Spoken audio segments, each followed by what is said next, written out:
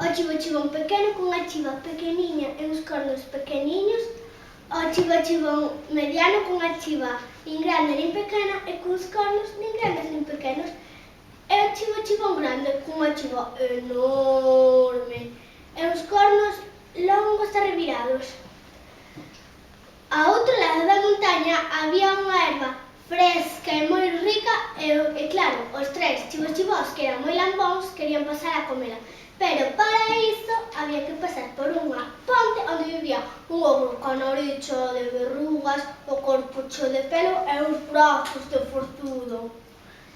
Entón, os tres chivos chibóns fixeron un plan. Primeiro chegou o chivo chibón pequeno facendo cos seus pezuños patín, patín, patín. E saiu o ogro. Quen fai patín, patín, patín na miña ponte?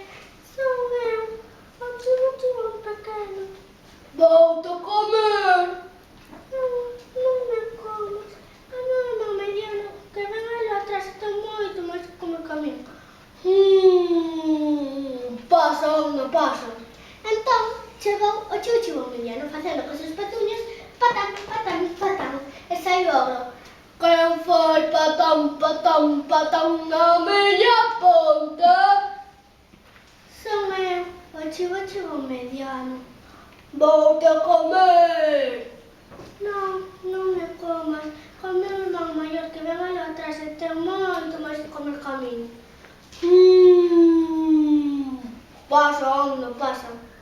Entón, chegou o chivo chibón grande facendo cos seus pezuños patón, patón, patón. E saiu o ogro. Quen fai patón, patón, patón na miña ponte? Son eu, o chivo chibón grande. Voute comer. A min.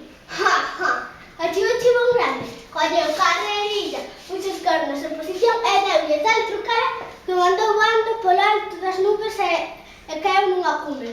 E os tres chivos chibóns comeron erva, tanto quixeron e convertéronse en tres chivos chibóns enormes.